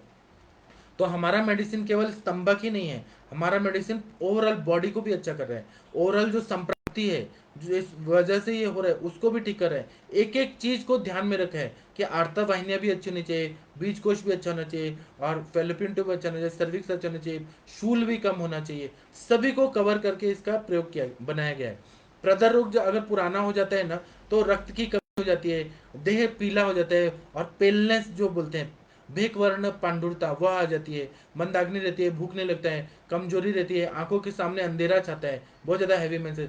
कभी कभी मैंने ऐसे पेशेंट देखे जिनका एचबी ना 4 या 5 ही रह गया, इतना ज्यादा हैवी मेंसेस आ रहा था। तो उसमें चंदन वाला लक्षादि तेल का बस्ती दिया मैंने, इंटरनली प्रद्रांतक लौ दिया, पेशेंट का ठीक हो गया। 3-3 4-4 साल हो गए, अभी तक कभी प्रदर नहीं आया, और मेंसेस रेगुलर हो गए। इतना सिंपल दवाई है और इतना अच्छा दवाई है। उसी तरह से ये होता है गर्भाशय, और अगर ओवरीज बहुत ज़्यादा वीक हो जाते हैं और बार बार स्त्राव हो रहा है, बार बार मतलब 7-7 दिन में भी आ जा रहे हैं मेंसेस, कभी कभी 15-15 दिन में भी स्पॉटिंग होने लग रही है, तो पेशेंट ना परेशान हो जाती है कि हर समय पैड लगा के रहो, और बार बार ये हो रहा है, कमर दर्द भी हो रहा है, काम करने का एफिशिएंसी भी तो खराब होता है ना। स्त्री को भगवान ने कितना ऐसा ये दिया है, ताकत दिया है कि इतना दुख बर्दाश्त कर सकती है, इतना सारा। पुरुषों को तो दुख बर्दाश्त नहीं होगा।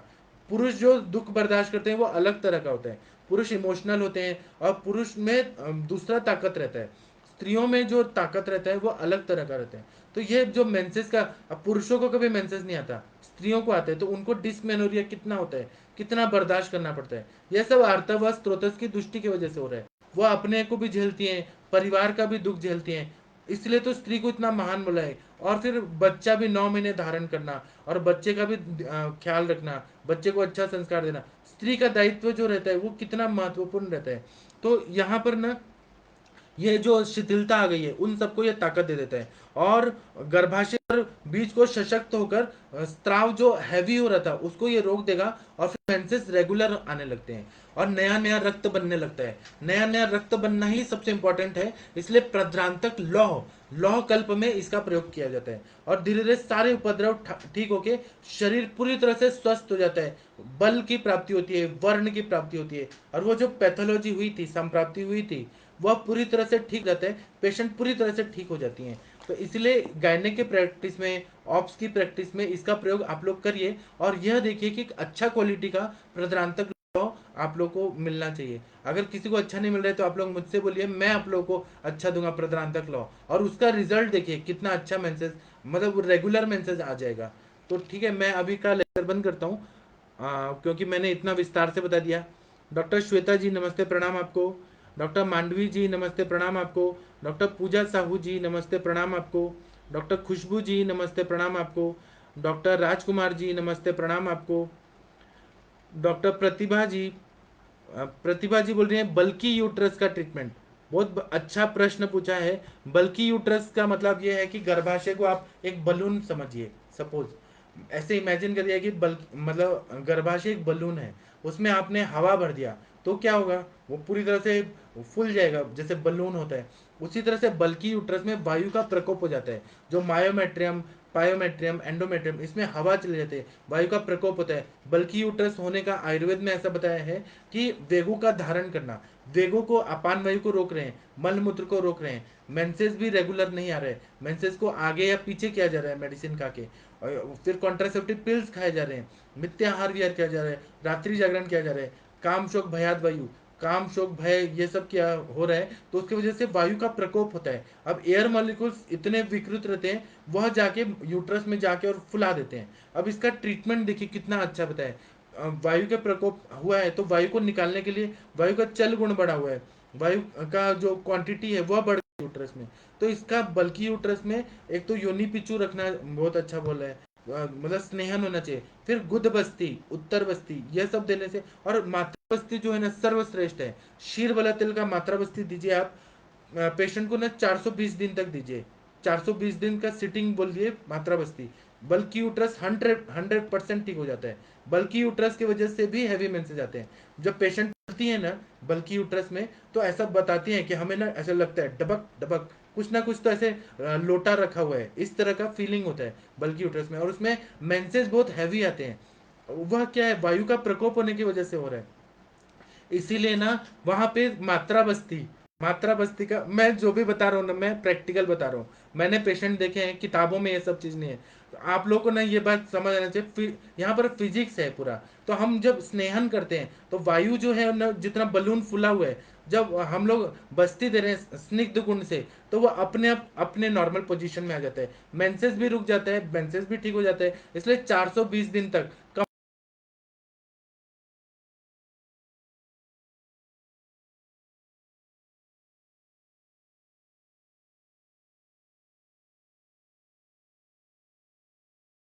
ठीक होता है। हिस्टेक्टोमी करने की जरूरत ही नहीं पड़ती। हिस्टेक्टोमी कर दिया, यूट्रस ही निकाल दिया, स्त्री के शरीर में स्तन्याशय और गर्भाशय, गर्भाशय ही निकाल दिया, तो क्या बचा उनके शरीर में? स्त्रीत्व ही निकाल दिया आपने। फिर उनको फिर वायु का प्रकोप होता है, बुढ़ापा जल्दी आ जाता है, दुनिया भर की बीमारी हो जाती है। तो इसीलिए हमें स्त्रीत्व की रक्षा भी करनी है उनके शरीर का, स्त्रीत्व की रक्षा भी करनी है, गर्भाशय को भी रखना है। वह आशय है, वह अपना शरीर गॉड गिफ्टेड है, उसको क्यों निकालना है? जो एलोपैथी के डॉक्टर्स हैं वो तो कुछ भी करते हैं, हम लोग आयुर्वेद से उनको ठीक कर सकते हैं और बुढ़ापा नहीं आने देंगे। हम रसायन के रूप में इनको मेडिसिन देंगे, बस्ती देंगे, और वो पेशेंट ज़्यादा दीर्घायु रहे, ये हम सोच के करते हैं। डॉक्टर अनीश चौहान जी नमस्ते प्रणाम आपको। डॉक्टर राजवीर सिंह जी नमस्ते प्रणाम आपको। एक मिनट रुकिए। डॉक्टर राजवीर सिंह जी नमस्ते प्रणाम आपको। डॉक्टर उषा जी नमस्ते प्रणाम आपको। डॉक्टर प्रदीप जी नमस्ते प्रणाम आपको। डॉक्टर राजवीर सिंह जी बहुत ऐसे प्रश्न पूछ रहे हैं, स्पाइन में ट्यूमर है पेशेंट को, तो स्पाइन में अगर ट्यूमर है तो बिनाइंग है कि मैलिग्नेंट है, या पहले आप देखिए, अगर ट्यूमर है तो उसमें बिनाइंग है तो वो तो जल्दी ठीक हो जाएगा।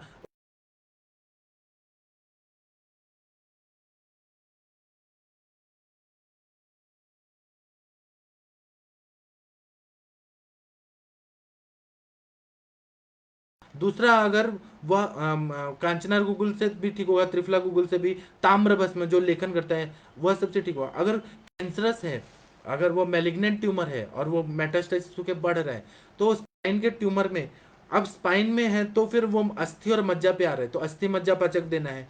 दूसरा, उसमें रौद्र रस, एक इरमुंगली घृत आता है, हमारे सर बनाते हैं, वह इरमुंगली घृत देने से वो ट्यूमर पूरी तरह से डिजोल्व होता है। और हमारे सर के एक फॉर्मूला है K1 K2, वह देने से ट्यूमर ठीक हो जाता है। रक्त मोक्षण करना है, ग्रंथि विसर्ग की चिकित्सा करना है, वातरक की चिकित्सा करना है। लाइन ऑफ ट्रीटमेंट बहुत है, लेकिन पेशेंट अवस्था देख के हम लोग चूज करते हैं कि क्या मेडिसिन देना है, क्या नहीं देना है।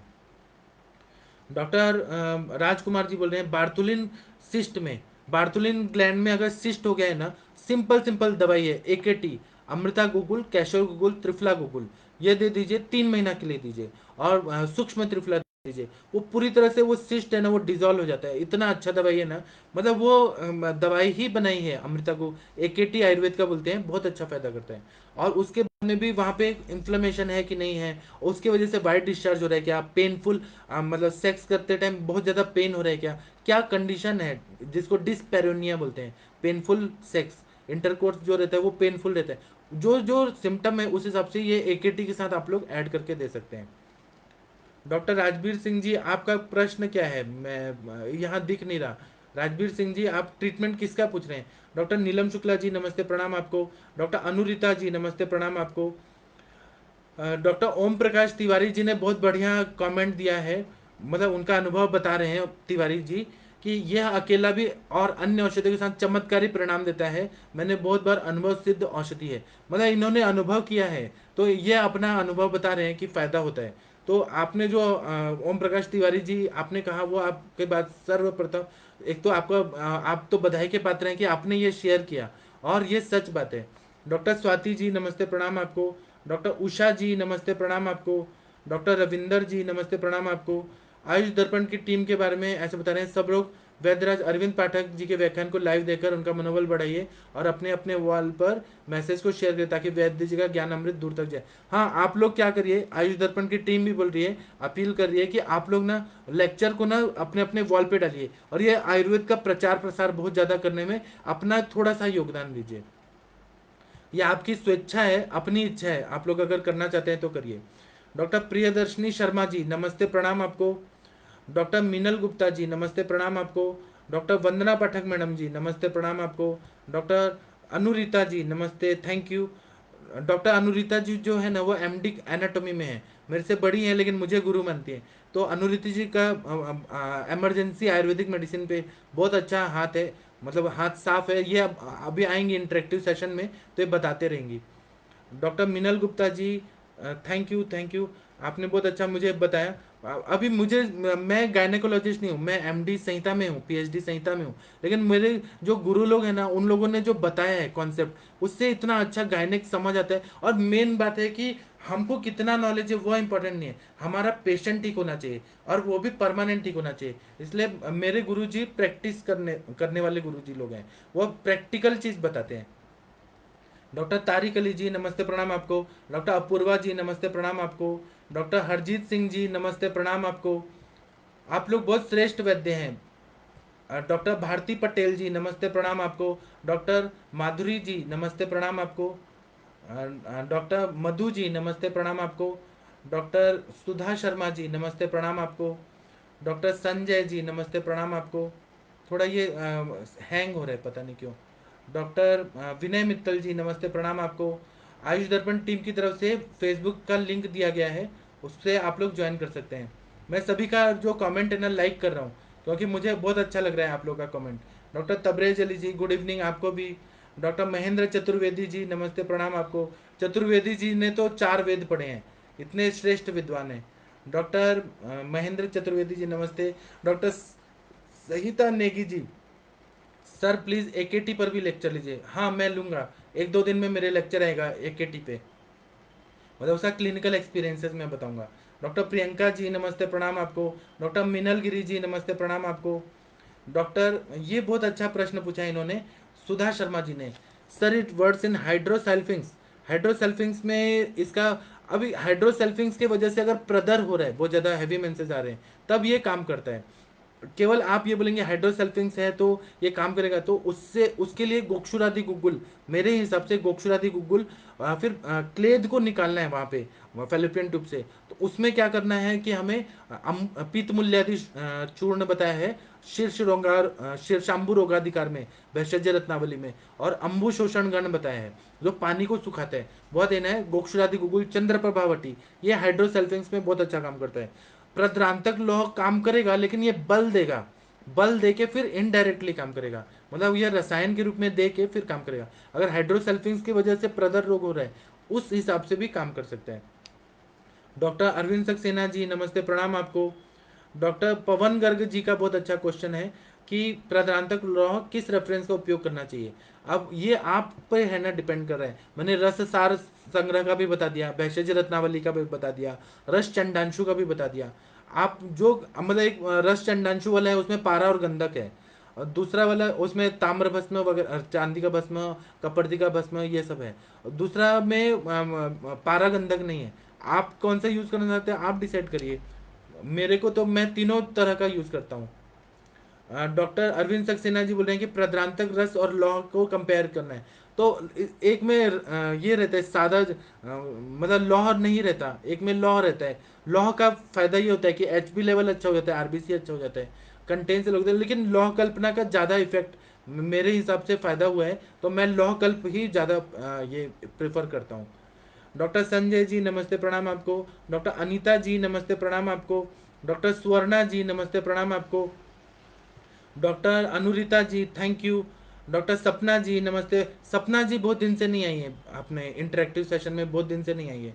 डॉक्टर अनिल जाटव जी, अल्पार्तव के लिए ट्रीटमेंट, अल्पार्तव अगर हो रहा है ना तो उसमें रस व स्त्रोतस की क्षयात्मक संप्राप्ति लग रही है, मतलब वहां पे स्त्रोतरोध है, तो उसमें क्या करना है कि रस पाचक, रक्त पाचक देना है, ताप्यादि लो, नवायस लो देना है, स्नेहन कराना है पेशेंट को, मतलब फल घृत देना है, फिर पुष्प धनवा रस देना है, मतलब उसमें रस धातु एकदम अच्छा बने, अग्नि को अच्छा बढ़ाना है। तो आप लोग ना 1 महीना भी अगर अच्छा से दवाई देंगे, जैसे आम पाचक कर दिया आपने, रस पाचक रक्त पाचक दे दिया, ताप्य दिलो दे दिया, नवायस लो दे दिया, रस रक्त प्रसादन कर दिया, तो अल्पार्तव पूरी तरह से ठीक हो जाता है।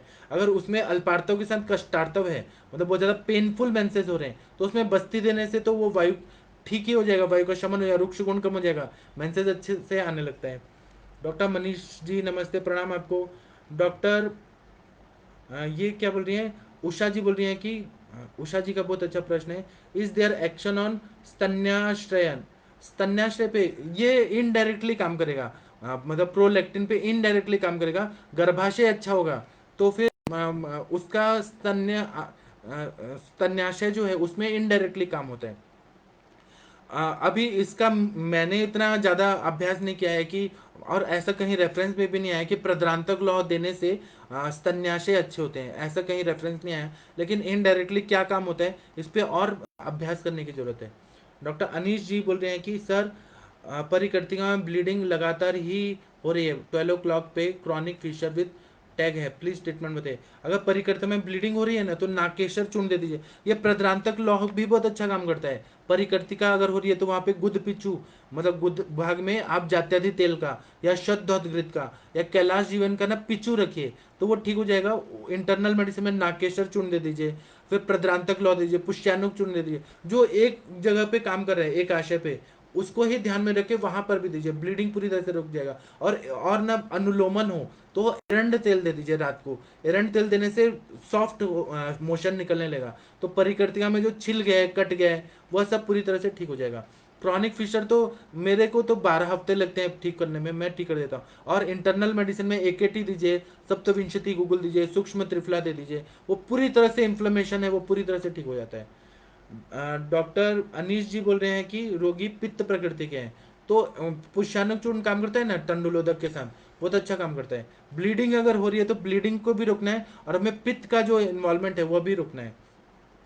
डॉक्टर जीवित जी नमस्ते प्रणाम आपको। डॉक्टर उषा जी बोल रही हैं कि एक्यूट वाइट डिस्चार्ज में प्रद्रांतक लौह के साथ क्या देना चाहिए। बहुत अच्छा प्रश्न है। प्रद्रांत एक्यूट वाइट डिस्चार्ज अगर हो रहा है प्रद्रांतक लौह के साथ लोध्रासव है, चंद्र प्रभावटी है, फिर उसके बाद में पुष्यानुक चूर्ण तंडुलोदक के साथ दिया, एक्यूट से एक्यूट वाइट डिस्चार्ज है ना पूरी तरह से ठीक हो जाता है। इतना अच्छा दवाई पुष्चानुक चूर्ण और प्रद्रांतक लौह का कॉम्बिनेशन में दीजिए। और मैंने तो वो एक मैडम आई थी कोई तो अपने इंटरेक्टिव सेशन में, उनको तो मैंने नाकेशर चूर्ण और ये कुटजारिष्ट से ठीक कर दिया। हम लोग ना युक्ति कौन सा यूज करते हैं उस पर डिपेंड करता है। कुटजारिष्ट मैंने 1-1 कप दिन में 3 बार पिलाया और पुष्यानुक चूर्ण मेन लिया, वह ठीक हो गई थी। इसलिए ना आप लोग सिलेक्शन तो कोई भी कर सकते हैं, बस ये देखिए कि अग्नि बल दुष्य समूर्चना ये सब ठीक हो। डॉक्टर मीनल गुप्ता जी बोल रहे हैं लाइव वीडियो इंटरप्रिटेशन हो रहा है जी। डॉक्टर पूजा जी बोल रही हैं कि सर थिक या थिन डिस्चार्ज का क्या अलग अलग ट्रीटमेंट होगा। पूजा जी का प्रश्न बहुत बढ़िया है। थिक या थिन में हम लोग को ना वातज रजोदुष्टि, पित्तज रजोदुष्टि, कफज रजोदुष्टि यह ध्यान रखना है। उसमें वायु का इन्वॉल्वमेंट है क्या, पित्त का है क्या कि कफ का है। अब थिन हो रहा है, थिन डिस्चार्ज हो रहा है, उसमें पित्त का द्रव गुण बढ़ा हुआ है। थिक हो रहा है तो कफ है, उसमें कफ और वायु का है।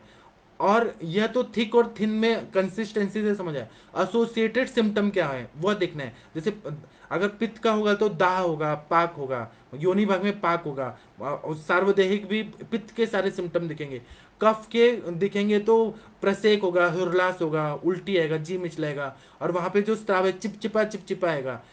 तो मतलब उस हिसाब से दोषों के हिसाब से हम चिकित्सा करते हैं। तो थिक और थिन वो डिस्चार्ज पूरी तरह से ठीक हो जाता है। वातज रजोदुष्टि, कफज रजोदुष्टि, पित्तज रजोदुष्टि, स्थानीपतिक रजोदुष्टि उस हिसाब से करना है। डॉक्टर मयूरी जी बोल रही हैं कि एक मिनट उनका, sir hyper prolactin with tumour का ट्रीटमेंट बताइए। अभी ये जो है ना ये पूरा ऐसे एलोपैथी का शब्द करके और ट्यूमर का ट्रीटमेंट ये नहीं, मेरे को आयुर्वेद के हिसाब से आप पूरा सिम्टम बताइए मुझे, और आयुर्वेद के हिसाब से संप्राप्ति क्या हुई, दोष दुष्य समूर्छना कैसे हुई और हेतु क्या है उस हिसाब से बताइए तो मैं ट्रीटमेंट बता सकता हूँ। इसके लिए हमें कोई फॉर्मूला बेस नहीं होता, व्याधि प्रतिनिक दवाई नहीं है। इसके लिए पूरा अच्छे से स्रोत समझ के क्या क्या हुआ है संप्राप्ति समझ के ही कर सकते हैं। डॉक्टर सुमित जी नमस्ते प्रणाम आपको। डॉक्टर विकास जी नमस्ते प्रणाम आपको। डॉक्टर हेमंत शाह जी जय धन्वंतरी। अनुरिता जी बहुत बढ़िया क्वेश्चन पूछ रही हैं कि आप आयुर्वेद सिखाने के काम क्या है अद्वितीय तरीके से कर रहे हैं। हम आयुर्वेद क्रिटिकल कंसल्टेंसी संभाल के एलोपैथी का समझने में लगे हुए हैं, great work, thank you thank you. Doctor Saras ji नमस्ते प्रणाम आपको। डॉक्टर कल्पना जी बहुत बढ़िया उन्होंने कहा फाइब्रॉइड की वजह से ब्लीडिंग है। फाइब्रॉइड की वजह से ब्लीडिंग है तो ये ब्लीडिंग को रोकेगा ना, ये बहुत अच्छा काम करता है। फाइब्रॉइड के लिए आप कुमारी और गुड़ दीजिए, मेदोपाचक मांस पाचक दीजिए, कांचनार गुग्गुल दीजिए, रौद्र रस दीजिए, फिर ग्रंथि पाचन वटी दीजिए, वह फाइब्रॉइड को ठीक कर देगा। रक्त मोक्षण करिए, पत्र पुटली श्वेत करिए, वो सब ठीक कर देगा। लेकिन ब्लीडिंग को रोकना है तो प्रद्रांतक लौह का प्रयोग करिए, बहुत अच्छा फायदा होता है। डॉक्टर अनुरिता जी का क्वेश्चन है कि सिस्ट फाइब्रॉइड एंड एलिगोमेनोरिया आज यंगस्टर्स में बढ़ रहा है, क्या आप सजेस्ट करेंगे? एक तो उनको रजस्वला परिचर्या का पालन करना चाहिए। रजस्वला परिचर्या में आप लोग को बुरा ना लगे, लेकिन मैं एक बात सच बोलूंगा कि जो पैड लगाया जाता है, पैड लगा के अपान वायु को रोका जा रहा है। वेगान न धारित न उदीरियत, वेगों को धारण नहीं करना है, उदीरण नहीं करना है, जबरदस्ती निकालना भी है, रोकना भी नहीं। अपान वायु को आप अगर पैड से रोक के और फिर जाके आप लोग ये खेलेंगे, बैडमिंटन खेलेंगे, जो प्रचार किया जा रहा है, तो उससे एक तो वात प्रकोपक रहता है बैडमिंटन खेलना। मैं ये बोल रहा हूँ कि वो नहीं करना चाहिए, लेकिन वो अतियोग जो हो रहा है, मतलब बैडमिंटन खेलना, ये करना, वो करना, ये सब नहीं होना। रजस वाला परिचर्या में रेस्ट करना चाहिए। मैं ये नहीं बोल रहा हूँ कि स्त्रियों को काम ही नहीं करना चाहिए बाहर, आज़ादी, मैं आज़ादी के नहीं, फिजियोलॉजिकली ना उनको रेस्ट करना चाहिए। और दूसरा है ना कि ये ओलिगोमेनोरिया हो रहा है, सिस्ट फाइब्रॉइड, ये नहीं होगा रजस वाला परिचर्या का पालन किया जाएगा तो, और उनका खान पान अच्छा रखा जाएगा तो। जंक फूड अगर मैगी और पिज्ज़ा और ये उल्टा पुल्टा चीज़ जो खाया जाएगा, तो ये सब तो रस दुष्टि करेगा, रक्त दुष्टि करेगा, ग्रहणी कला दुष्टि करेगा। रात को मोबाइल चलाएंगी, व्हाट्सअप देखेंगी, दिन में लेट उठेंगी। ये जब जो ये सब हो रहा है ना, विकृति जो आ रही है उसके वजह से ये सब हो रहा है। इसमें कोई ये नहीं है कि हम स्त्रियों को ये नहीं बोल रहे कि आप मत करिए, आप करिए, लेकिन आप ये भी देखिए कि कोई साइड इफेक्ट ना हो जाए, शरीर को नुकसान पहुंचा के और आप स्वातंत्र अगर मिलाना चाहते हैं तो ये बहुत गलत बात है। आप शरीर को स्वस्थ रखे, दिनचर्या का पालन करना चाहिए। ब्राह्मे मुहूर्ते उत्तिष्ठे स्वस्थो रक्षार्थम आयुषा, ब्राह्म मुहूर्त में उठ के अग्नि को प्रदीप्त करिए, मल पूरी तरह से त्याग हो जाए, फिर उसके बाद में आप कुछ भी करिए। रजस वाला परिचर्या में कम से कम जितना आप साइंटिफिक रूप से आप लोग कर सकते हैं उतना तो पालन करिए। तो ये क्यों होगा, फाइब्रॉइड, सिस्ट, ओलिगोमेनोरिया, पीसीओडी, ये सब होगा ही नहीं कभी भी। डॉक्टर भारती जी नमस्ते प्रणाम आपको। डॉक्टर भावना जी नमस्ते प्रणाम आपको। डॉक्टर सुखदेव जी नमस्ते प्रणाम आपको। डॉक्टर चरक संभाषा, इन्होंने एक नाम रखा है, थैंक यू, नमस्ते। डॉक्टर अनिल जाटव जी नमस्ते प्रणाम आपको। डॉक्टर विश्व सेना संस्थान, उनका है कि किडनी लीवर सिस्ट पे लेक्चर है, जरूर मैं लूंगा। डॉक्टर प्रिया जी का क्वेश्चन है कि uterine fibroid 6 centimetre also heavy bleeding, इसमें आप प्रद्रांतक लॉ देके मेंसेस को तो कंट्रोल करिए, बाकी जो है इंटरेक्टिव सेशन में आइएगा 8:30 बजे, उसमें हम लोग इंटरेक्शन करेंगे और आपका केस बहुत अच्छे तरह से करेंगे। डॉक्टर सविता जी बोल रहे हैं कि married patient do not agree for बस्ती especially young, then how to treat. आप जरूरी नहीं है बस्ती अगर लेंगी तो अच्छी बात है, नहीं तो फलग्रित खिलाइए। फलग्रित जो है वो जितना स्नेहन होगा, फलग्रित खिलाइए या सादा घी खिला दीजिए।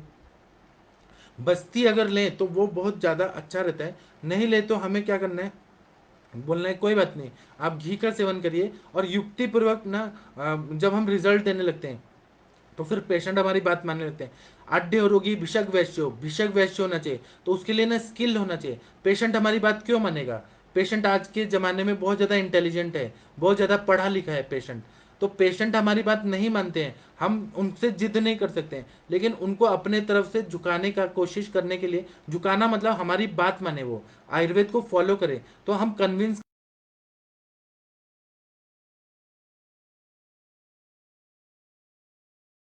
इसीलिए डॉक्टर हेमंत शाह जी बोल रहे हैं गैनेकोमेस्टिया, गैनेकोमेस्टिया में तो ये रहता है मांस पाचक, मेदोपाचक, यकृत पे कार्य करने वाली दवाइयां देते हैं। तो गैनेकोमेस्टिया हार्मोन लेवल ठीक करना है तो शोधन देना होता है, वमन विरेचन बस्ती से रक्त मोक्षण, तो ठीक हो जाता है। और हेतु सेवन देखना है कि वो क्या हो रहा है। डॉक्टर अनीश जी बोल रहे हैं पित्ताश्मरी में क्या करना चाहिए? पित्ताश्मरी में तो ये देना है ना, त्रिविक्रम रस है, स्वर्ण सुचेकर है, आरोग्य वर्धिनी वटी है, फिर हजरल यहूद भस्म है, बहुत सारी दवाइयाँ हैं। मैं पित्ताश्मरी पे लेक्चर लिया हूँ, आप लोग यूट्यूब पे जाके देख लीजिए, मेरा लेक्चर है आयुष दर्पण के टीम, आयुष दर्पण का यूट्यूब चैनल पे। मैंने अपना नंबर देता हूँ, आप वहाँ पे मतलब व्हाट्सएप पे मेरे से कोई भी प्रश्न पूछ सकते हैं, या इंटरेक्टिव सेशन में हम लोग जब आएंगे तब आप लोग डायरेक्ट प्रश्न उत्तर कर सकते हैं। तो मैंने अपनी तरफ से प्रधानतक लॉ बताने का कोशिश किया। आप लोग ना व्हाट्सएप ग्रुप में भी आ जाइए, व्हाट्सएप ग्रुप में भी बहुत अच्छी चर्चाएं होती रहती हैं। तो मैं अभी का लेक्चर बंद करता हूँ, प्रणाम, नमस्ते, थैंक यू।